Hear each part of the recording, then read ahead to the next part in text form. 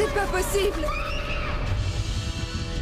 Les conditions météo, elles règnent sur notre monde, apportant la vie, la mort et la destruction. Recule, bon sang. Ça va aller. Oh, c'est pas vrai! Ils sont en train de se noyer! Découvrez des images encore plus fortes et incroyables, avec des catastrophes naturelles meurtrières.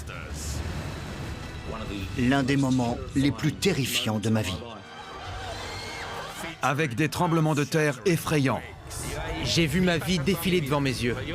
J'ai cru que je m'en sortirais pas. J'ai vu un immeuble entier s'effondrer. On aurait dit un film catastrophe. Et des éruptions volcaniques. Ça dépasse mes rêves les plus fous. Découvrez les images filmées par les témoins de ces catastrophes.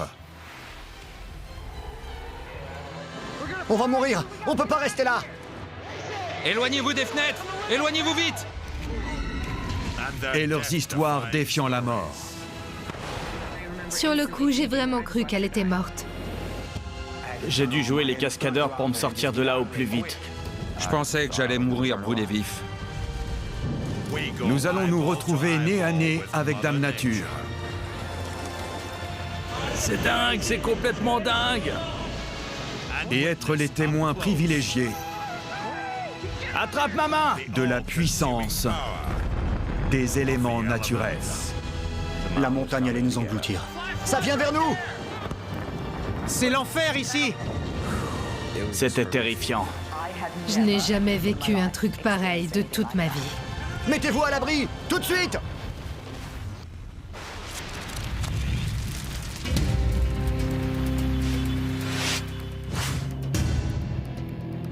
Dans cet épisode, en Équateur, un séisme dramatique détruit tout sur son passage. Par pitié, s'il vous plaît! J'ai cru qu'on ne s'en sortirait pas. Je pensais que l'immeuble allait s'effondrer. J'ai prié en disant « Pitié, pas ça ». Dans le nord du Devon, un sauvetage en mer risqué reste incertain jusqu'au bout. Ma plus grande crainte était que tout ça se termine mal pour eux.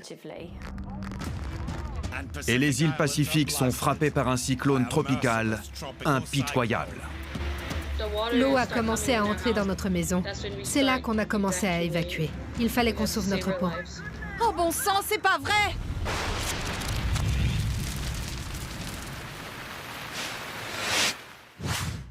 L'Équateur, ce petit pays d'Amérique latine, se trouve sur une ligne de fracture sismiquement instable. C'est elle qui pousse la chaîne de montagnes des Andes et qui a engendré le plus gros tremblement de terre du monde, enregistré à une magnitude de 9,5. Le 16 avril 2016, à Porto Viejo, Nilo Montes de Oca, sa femme Andrea et leurs 2 enfants s'apprêtent à se coucher, ignorant que leur vie est sur le point de basculer.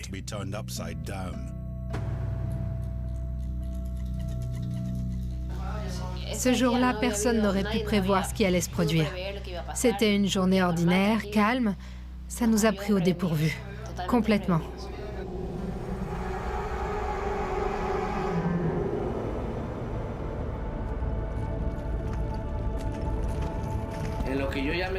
Je m'apprêtais à m'habiller quand j'ai senti le lit bouger, parce que j'étais allongé. Alors j'ai dit, Andrea, c'est un tremblement de terre.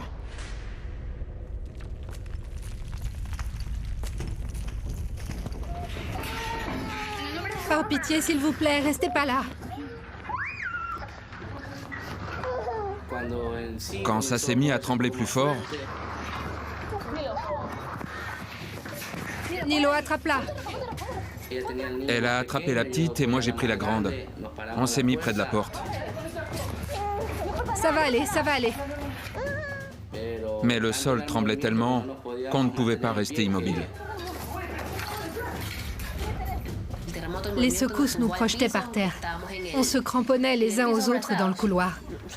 On avait les enfants entre nous deux et on essayait de les protéger. Par pitié! Pitié! Pitié! Tiens là! Par pitié! Le bruit des murs qui craquaient est indescriptible. Tiens là! C'était terrifiant, parce qu'on aurait dit qu'ils allaient nous tomber dessus. Dépêche-toi, ne mets pas ça! Pitié! Nous voulions voir nos enfants grandir. Nilo, s'il te plaît, allons-y! J'ai cru qu'on s'en sortirait pas. Je pensais que l'immeuble allait s'effondrer. J'ai dit à Dieu, non, pas maintenant, ne nous emporte pas.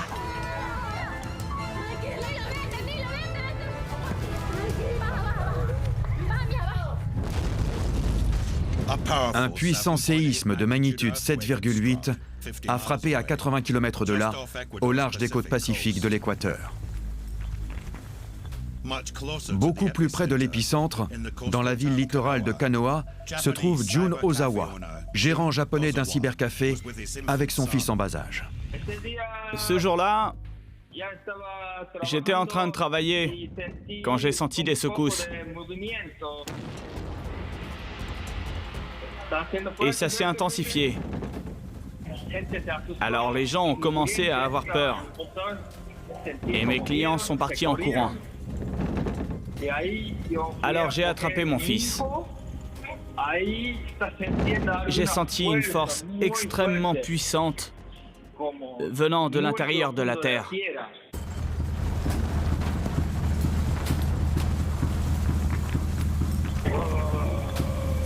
Venant de sous nos pieds.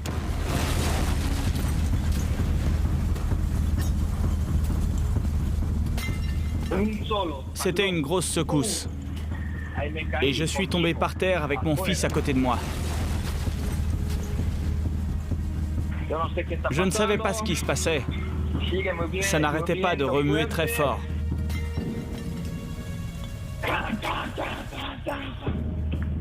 Comme une bombe. On aurait dit une bombe. Je viens du Japon et là-bas, on a beaucoup de tremblements de terre. Mais j'en ai jamais vu d'aussi violents. Jamais. De justesse, Jun parvient à rejoindre la rue et sa sécurité est toute relative. Nilo, attrape-la! À Porto Viejo, la famille Montes de Oca est coincée au 3e étage de leur immeuble qui tremble violemment et qui est susceptible de s'effondrer d'une minute à l'autre.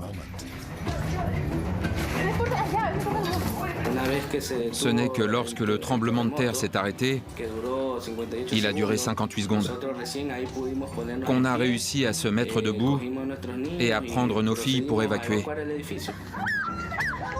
Calme-toi, calme-toi! On ne voyait rien à cause de la poussière. J'ai allumé le flash de ma caméra pour essayer d'y voir quelque chose. Tout était plongé dans le noir. On était presque arrivé en bas. Mais au premier étage, il y avait un morceau de mur effondré dans les escaliers. Je ne l'ai pas vu et je suis tombée. Je suis tombée avec ma fille, mais je ne l'ai pas lâchée. Attention! Je me suis relevée avec une plaie à la jambe et j'ai continué à descendre. En descendant les escaliers, on entendait des gens crier. Ces cris de désespoir venaient d'en bas. Venez, venez, venez! Plus on se rapprochait, plus on entendait crier et hurler. L'immeuble au coin de la rue s'était effondré. De nombreux immeubles s'étaient effondrés. Il ne restait plus rien. C'était comme si notre ville avait disparu. Ce tremblement de terre est le séisme le plus puissant à avoir frappé l'Équateur depuis 70 ans. Il est où? À suivre, alors que des centaines de personnes sont piégées sous les décombres, Allez, vous pouvez y arriver. nous verrons l'une des tentatives de sauvetage les plus courageuses. Au début, on n'imagine pas que quelqu'un puisse être encore vivant à l'intérieur. Et nous montrerons un élan de solidarité générale envers un pays réduit en miettes. Quand ce genre de choses se produit, on ressent le besoin d'agir.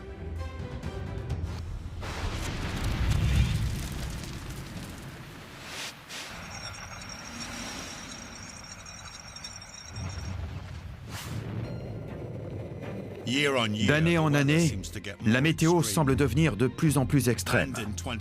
En 2017, ce sont les États-Unis qui en font le constat le plus amer.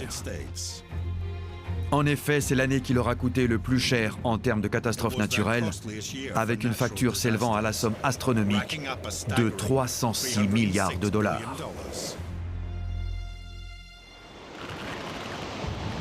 Les catastrophes les plus destructrices sont apparues sous la forme de 3 ouragans, Irma, Maria et Harvey, ce dernier ayant enregistré un record de pluviométrie pour une tempête tropicale, provoquant une inondation qui n'a lieu qu'une fois tous les millénaires. Cet homme dans ce camion est tout aussi incroyable. Il essaie de rouler dans une eau de 2,50 m de profondeur. On ne voit plus le volant! Aussi surprenant que cela puisse paraître, cet homme a défié Dame Nature pour secourir des personnes en détresse. Venez par là! Venez par là! Des feux de forêt dramatiques ont ravagé les États-Unis avec plus de 4 millions d'hectares partis en fumée. L'État le plus touché a été la Californie, avec des incendies battant tous les records dans le nord et dans le sud. Il y a beaucoup de fumée. C'est dur de respirer. Cet homme filme des images de l'incendie du canyon de la Tuna. Bon sang! On voit des flammes. Le feu se propage sur cette colline. Il se dirige vers les appartements qui se trouvent en bas. C'est le plus grand incendie qu'a connu Los Angeles. Il a détruit des centaines de foyers. C'est dingue! 2 averses de grêle dévastatrices ont bombardé les États du Minnesota et du Colorado. À Denver, des grêlons de la taille d'une balle de baseball ont infligé des dégâts historiques. C'est tombé du ciel! À en juger par les images de ce parking, il n'est pas difficile de comprendre pourquoi. Non!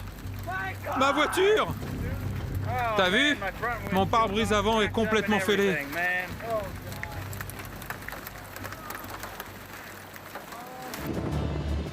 On est dans la tornade! Aux États-Unis, il y a eu également 3 grosses tornades, des inondations sans précédent, et en Pennsylvanie, les chutes de neige ont éclipsé les records des années passées, avec pas moins de 86 cm le jour de Noël. Tout cela prouve que l'homme a beau se sentir fort et puissant, jamais il ne pourra égaler Dame Nature.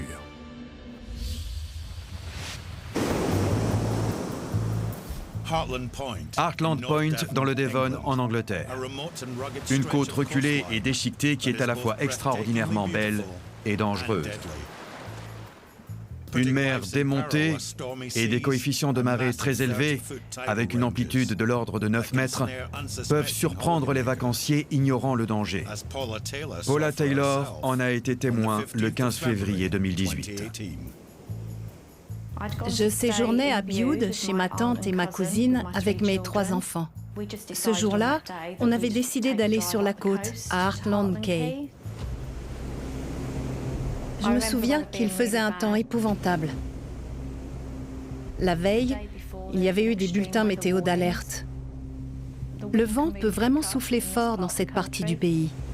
On terminait notre déjeuner au pub quand tout à coup, quelqu'un est entré en demandant qu'on appelle les gardes-côtes parce que 2 hommes étaient coincés sur un rocher. Quand j'ai vu ces 2 hommes, je n'en revenais pas. Ce n'était pas vraiment un endroit où s'aventurer dans de telles conditions. La marée montait très vite. On voyait de grosses vagues déferler autour du rocher sur lequel ils se trouvaient. Il n'y avait pas d'issue pour regagner la plage, pour se mettre en lieu sûr. Ma plus grande crainte était que tout ça se termine mal pour eux. Alors que l'alerte est donnée, à 80 km de là, les gardes-côtes de St. Athan entrent en action. Le pilote Ollie Padbury et le treuilliste Sam Wellstead sont avertis qu'ils n'ont qu'une demi-heure devant eux avant que la mer n'emporte les 2 hommes. La vitesse était un facteur crucial. La marée montait très vite. Les victimes n'avaient nulle part où aller. Il y avait beaucoup de vent ce jour-là, ça soufflait énormément à Saint Athan. Et quand on survole la mer, le vent a tendance à s'intensifier car il n'y a plus les côtes pour le freiner. Quand on est arrivé sur les lieux, il y avait beaucoup de remous autour des victimes. Et les vagues frappaient le littoral tellement fort qu'elles se brisaient par-dessus le sommet des falaises.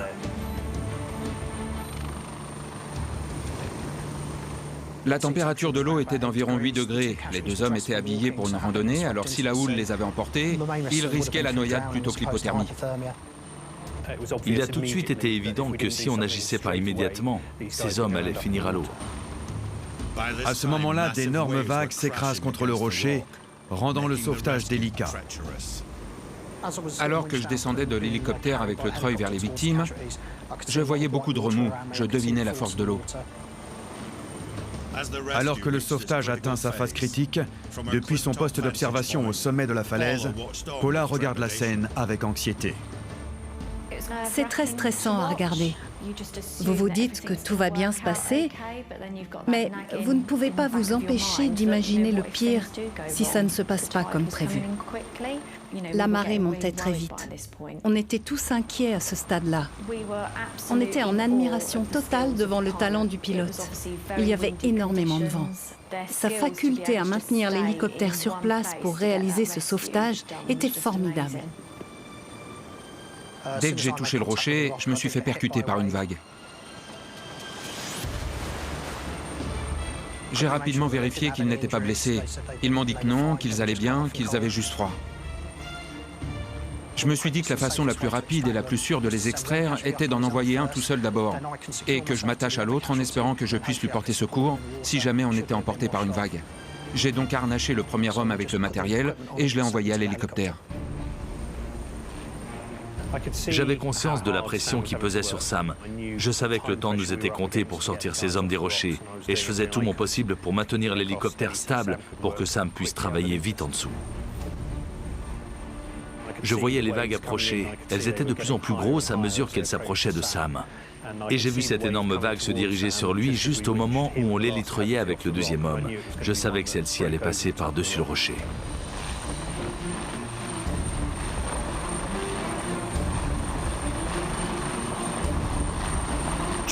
Une demi-heure tout juste après être partis de leur base, les gardes-côtes ont réussi à secourir les deux hommes. À quelques secondes près, cette dernière vague aurait pu leur être fatale. C'est formidable de savoir qu'on a les services d'urgence à portée de main. On a de la chance de les avoir. Cette histoire aurait pu se terminer d'une façon totalement différente.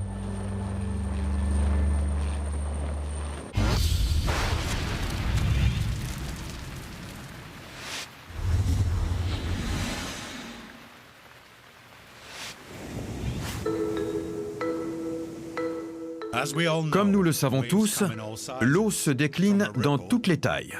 De la petite ondulation à ces vagues monstrueuses de 30 mètres de haut à Nazaré au Portugal. Face à une eau de mer ayant une masse de 1000 kg par mètre cube, personne n'aimerait être à la place de ce surfeur qui se casse la figure. Son sauveteur se précipite à son secours en jet ski.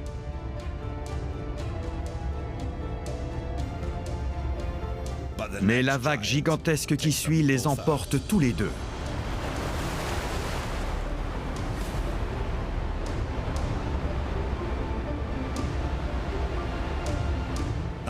Aussi extraordinaire que cela puisse paraître, après avoir frôlé la mort, ils s'en sortent indemnes.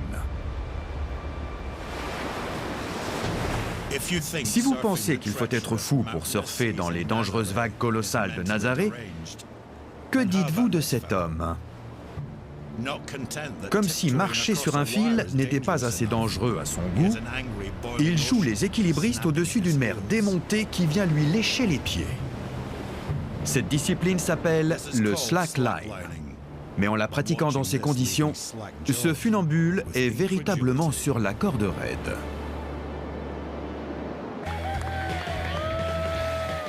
Voici une vague plus petite mais pas moins impressionnante pour ce surfeur de Malibu en Californie. Visiblement lassé de sa planche, il en enfourche une autre. confirmant son statut de surfeur.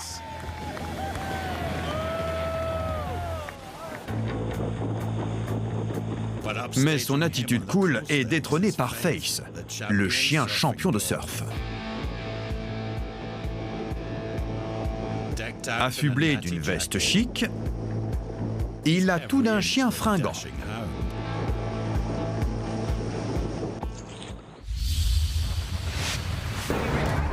À suivre, un violent orage sème le drame dans le Midwest aux États-Unis. On a regardé la scène et là, elle s'est mise à pencher légèrement et à osciller. Et puis, elle s'est effondrée. Et un énorme cyclone tropical balaie 2 îles paradisiaques du Pacifique. J'étais persuadée que ma maison serait inondée.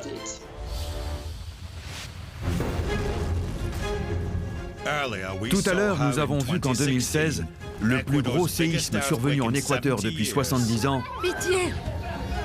Attrape-la! a réduit le littoral en miettes. Il ne restait plus rien. L'un des endroits les plus touchés est Porto Viejo. La majeure partie de cette ville se retrouve décimée, avec des centaines de sinistrés coincés sous les bâtiments effondrés. Le policier Paul Vélez était en service lorsque la catastrophe est survenue. Le tremblement de terre a été une catastrophe épouvantable que l'on n'avait pas vu venir. Le sol tremblait, comme des vagues. Les réverbères et les câbles électriques tombaient. Les bâtiments s'effondraient. C'était impressionnant. Il y avait des explosions.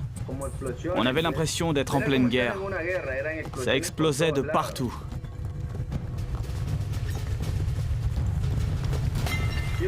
J'étais de service et je patrouillais dans la ville. On était au niveau de l'hôtel Cabrera au moment du séisme. On se trouvait à l'entrée de l'hôtel. Tout le bâtiment s'est effondré, comme quand on assiste à l'effondrement d'un château de cartes. Heureusement, comme on est hors saison, l'hôtel est vide. Il n'y a personne, hormis le garde chargé de la sécurité, Angel Mera. On a besoin d'aide! Où ça? Il se trouve être un ami de Paul. L'hôtel était complètement détruit. Tout n'était que décombres et ruines. Au début, on n'imagine pas que quelqu'un puisse être encore vivant à l'intérieur. Comment il s'appelle? Vous le savez? Monsieur? Oui? Il y a quelqu'un? Par ici? Les renforts vont arriver. Allez, sortons-le de là. Je me suis faufilé dans un trou entre le sous-sol et le rez-de-chaussée. Maintenant, je peux vous aider. Je me suis glissé dans un trou de 20 cm. Je me suis hissé à l'intérieur. Vous êtes coincé par quelque chose? Non! Je vais enlever ça. Calmez-vous. Calmez-vous. Vous pouvez ramper? J'ai commencé à déblayer les décombres jusqu'à ce que je me rapproche de lui.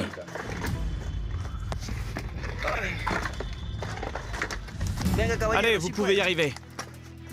Je vais vous donner quelque chose pour vous aider à ramper.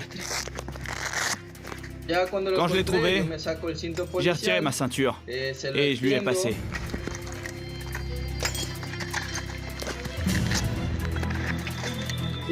J'ai commencé à le tirer vers moi. Il n'y avait pas beaucoup de place. En le tirant, j'ai réussi à le dégager. Attention au verre. Allez, on sort de là, vite. Je vais vous aider. J'avais peur que les décombres de l'hôtel nous tombent dessus. Parce que le sol continuait à trembler. J'avais que quelques secondes devant moi pour le sortir de là. Je sais que ça fait mal, mais courage. Vous êtes presque sortis. Allez. Restez calme. Accrochez-vous à mon épaule. Je peux vous aider. Allez. Rapprochez-vous. On va avancer petit à petit. Quand il était suffisamment près de moi, je l'ai porté sur mon dos. Doucement, on va y aller petit à petit. On est bientôt dehors. Vous pouvez le faire, allez. On y est presque, on y est presque.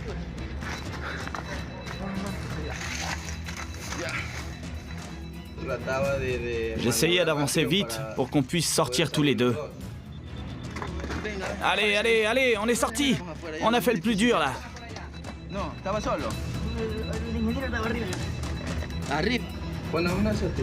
C'est très gratifiant de savoir que grâce à vous, une famille a pu être réunie.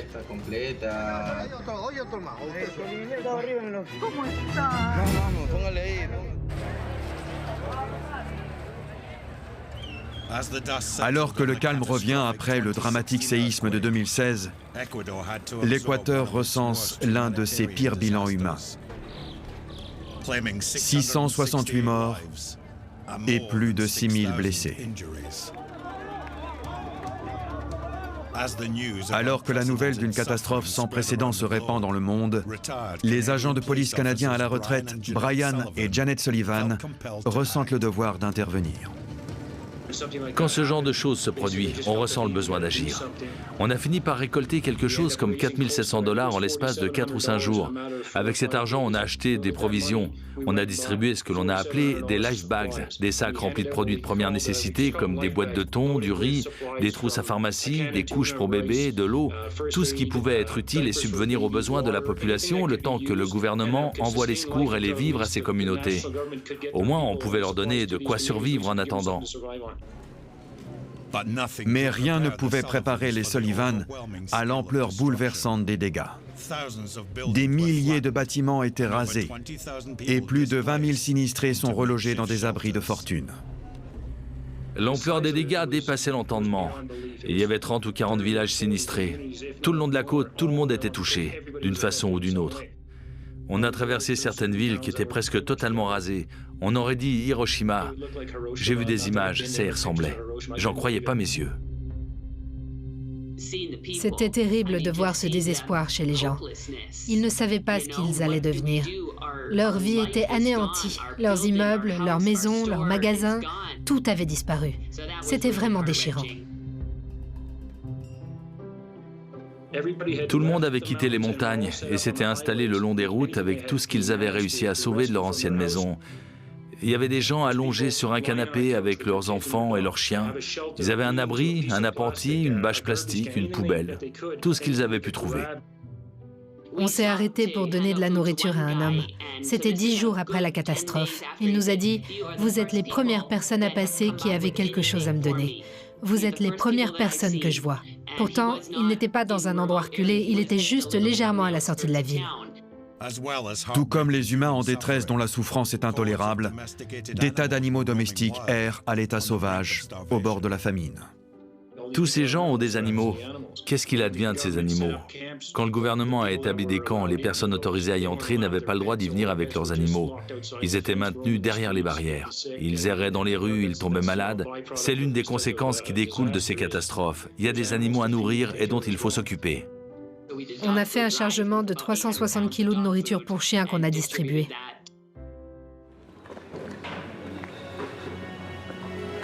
On réalise à quel point on est petit face à la puissance des éléments. On n'avait jamais connu un tremblement de terre et cette expérience nous a ouvert les yeux. On réalise qu'en une fraction de seconde, notre vie peut se trouver chamboulée à tout jamais.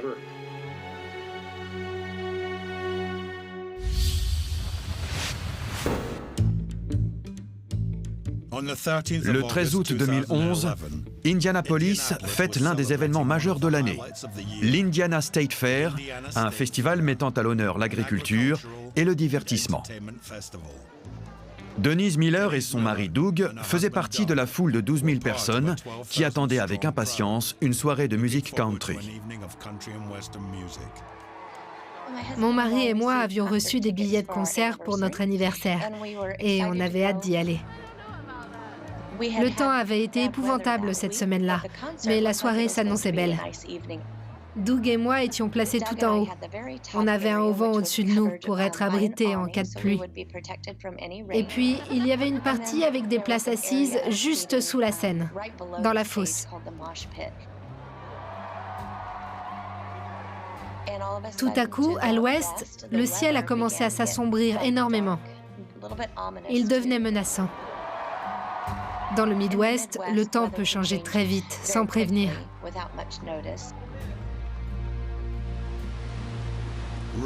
C'est un énorme orage qui se dirige vers la foire, avec des vents destructeurs soufflant à 110 km/h. Ah, le vent se lève. Waouh, il y a plein de poussière qui vole. C'était un linceul de vent, de pluie et de poussière. Et au moment où il est arrivé au niveau des premiers rangs, on aurait dit une énorme vague ou un tsunami. Alors qu'il se rapprochait, le grondement est devenu plus fort. On entendait le vent siffler, on entendait les drapeaux claquer, les branches des arbres remuer. Ça faisait beaucoup de bruit. Les gens ont commencé à paniquer et certains se sont mis à crier. On a regardé la scène et là, elle s'est mise à pencher légèrement et à osciller. Et puis, elle s'est effondrée.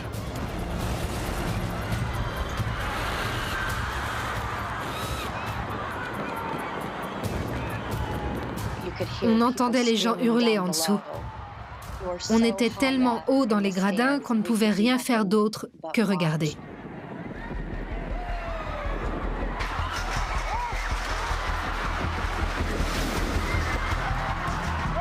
C'est pas vrai! C'est pas vrai! Dans la fosse, David Woods et sa femme Nancy ont réussi à échapper à la catastrophe.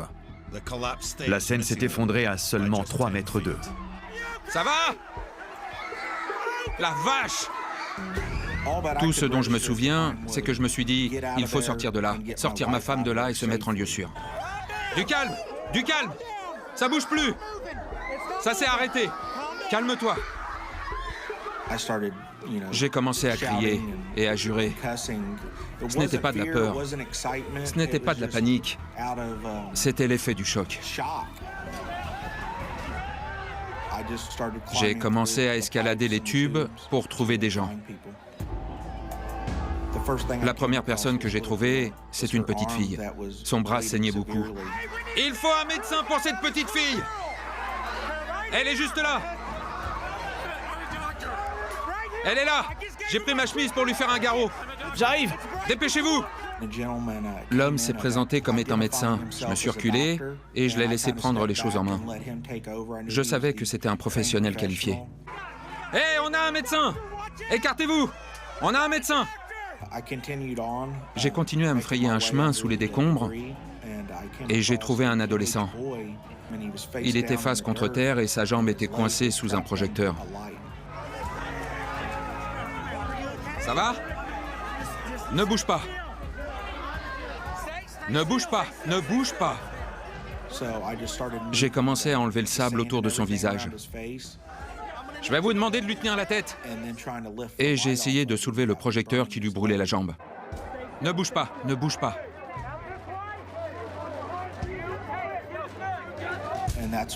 C'est là qu'un homme s'est présenté comme étant un ancien militaire. Il m'a aidé à enlever le projecteur et à dégager le jeune garçon. Allez, 1, 2, 3!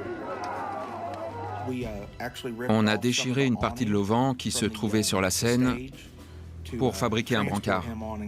On l'a posé dessus et on l'a transporté vers le devant. L'effondrement de cette scène devient l'une des plus grandes tragédies de l'Indiana.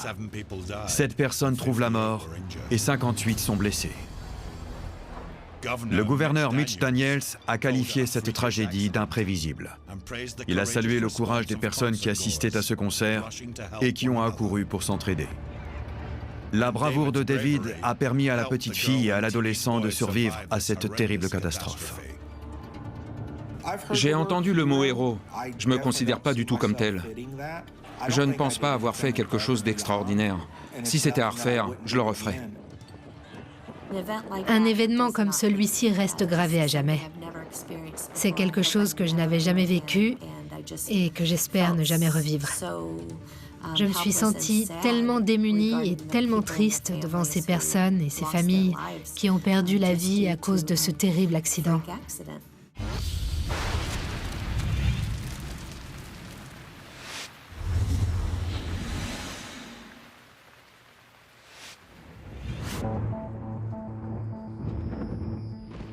Rien n'illustre mieux la fureur absolue de Dame Nature que le tonnerre et les éclairs.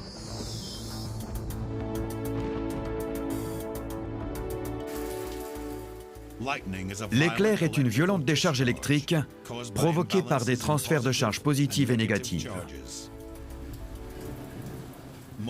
La plupart se produisent entre nuages, mais parfois, comme ici au Queensland en Australie, les éclairs frappent le sol à 320 000 km/h.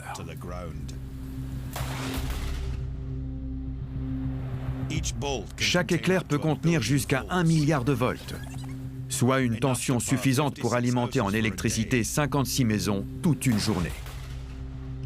Une énergie incroyable générée en une fraction de seconde.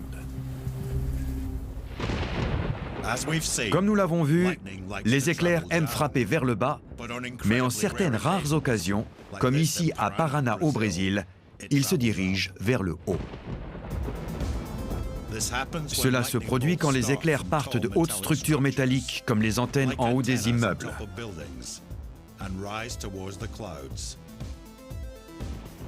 Seul 1% des éclairs frappent ainsi, et très peu ont pu être filmés.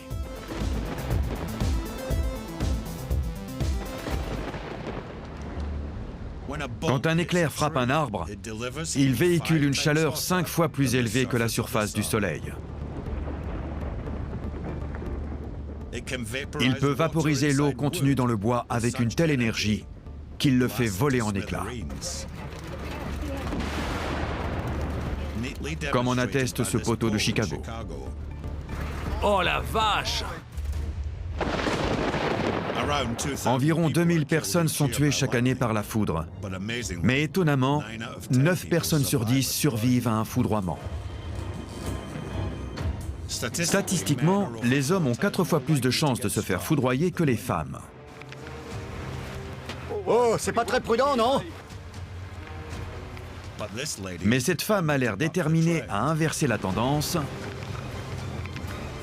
en se tenant sur cet affleurement rocheux exposé près de Sydney en Australie par un temps orageux. J'y crois pas. Oh la vache! L'éclair est tombé tout près! Il est difficile de savoir qui est le plus choqué des deux, elle ou son petit ami. J'hallucine! La foudre a failli tomber dessus! Oh bon sang, ça va?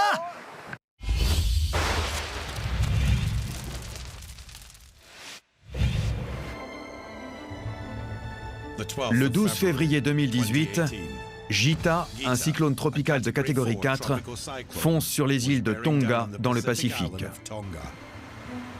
À Nuku'alofa, la capitale, Virginie Dourlet, professeure de français, craint le pire. Il y a eu des bulletins d'alerte le samedi soir, donc on savait qu'il fallait s'attendre à quelque chose d'énorme. J'étais persuadée que ma maison serait inondée. Et puis, je me suis demandé, quand est-ce que ça va se terminer? Comme la pluie tombe à l'horizontale, c'est ce qui se produit lors d'un cyclone. On ne sait pas ce qu'on entend. Est-ce que c'est un arbre qui tombe? Ou est-ce une maison qui est balayée? On ne savait pas si ça allait pour nos familles et nos amis. Alors on a passé toute la nuit à s'envoyer des SMS.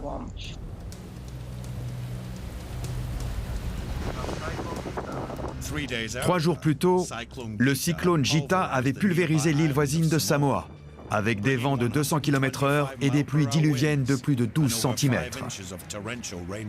À Apia, la capitale, la maison de Hope Sioli, 20 ans, est submergée par les eaux de crue qui montent rapidement. L'eau a commencé à entrer dans notre maison. C'est là qu'on a commencé à évacuer. Il fallait qu'on sauve notre peau.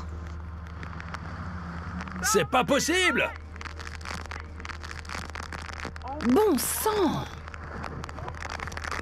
C'est pas vrai, regarde! J'ai jamais vu ça.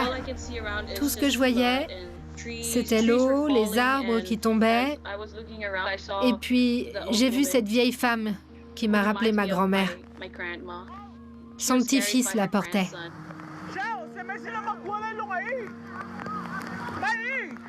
Là, j'ai crié à ma sœur qui conduisait la voiture qu'il y avait une vieille femme qui avait besoin d'aide. Alors, elle a arrêté la voiture et on a essayé de la mettre à l'arrière, avec ma sœur jumelle et moi.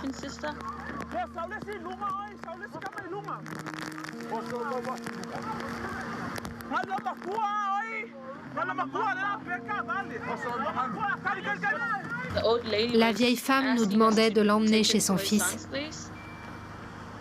Mais la route pour y accéder était trop dangereuse. Alors ma sœur a préféré l'emmener avec nous chez mon frère. On a veillé à ce qu'elle n'ait pas froid et à ce qu'elle soit en sécurité. Les dégâts de l'île de Samoa sont tellement colossaux que le gouvernement déclare l'état d'urgence alors que 250 personnes sont évacuées dans des centres de secours.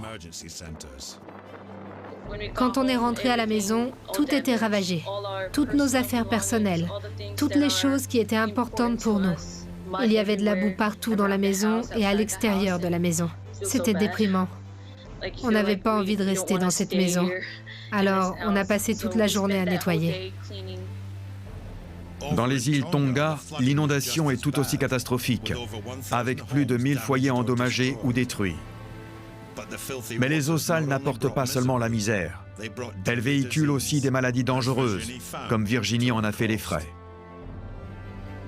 Tout mon quartier a été inondé. La rue baignait dans 20 à 40 cm d'eau. Du calcaire mélangé à de l'eau, à de la boue, à tout ce qui traîne dans la rue. Tout ça s'est retrouvé dans ma maison pendant 2 jours. Et l'eau stagnante, ce n'est pas sain. De nombreux cas de dengue se sont déclarés. J'ai eu d'importantes rougeurs, avec des douleurs insupportables aux mains et aux bras pendant environ 1 semaine. Je souffrais tellement que je ne pouvais plus bouger. Le cyclone Gita est la pire tempête qui ait frappé les îles Tonga depuis 60 ans. L'expérience a été tellement bouleversante qu'elle restera gravée dans la mémoire des insulaires pendant de nombreuses années. Il s'agit d'une véritable catastrophe nationale. Ça va prendre des années pour tout reconstruire. On voit la nature sous un angle complètement différent quand on vit dans un endroit où elle est juste sous nos yeux. On n'a pas le choix, il faut faire avec. Mais j'espère vraiment que je n'aurai jamais à revivre un cyclone de catégorie 5.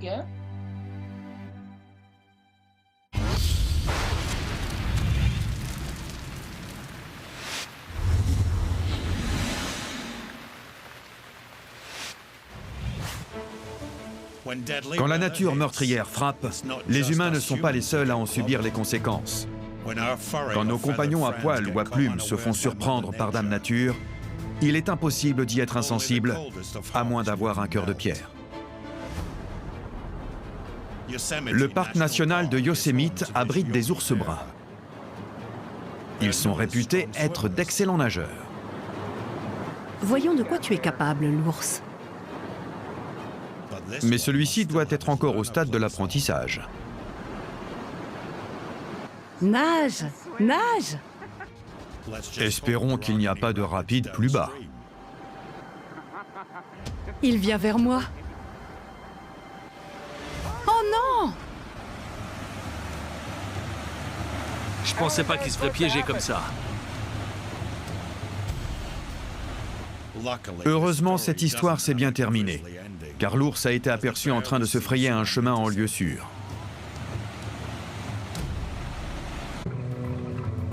Dans le Maine, aux États-Unis, ce bateau de pêche recherche des homards. Alors imaginez la surprise des marins lorsqu'ils tombent sur cette créature en train de se débattre.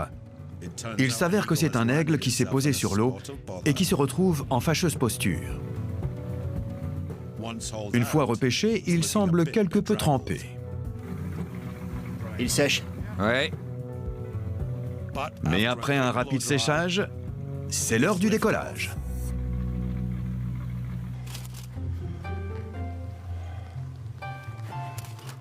Poser ses pattes sur du métal gelé peut s'avérer extrêmement périlleux.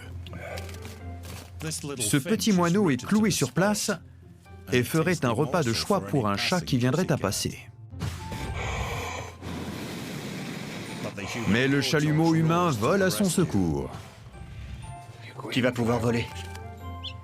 Grâce à ce bon samaritain, ce petit moineau ne va pas finir en pâté pour chat.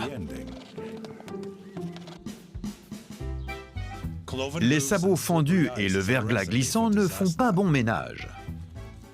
Et malheureusement, quand on est un mouton, si l'un du troupeau décide de filer à toutes jambes, le reste suit, avec des résultats plutôt amusants. Les moutons s'éparpillent comme des quilles sur une piste de bowling.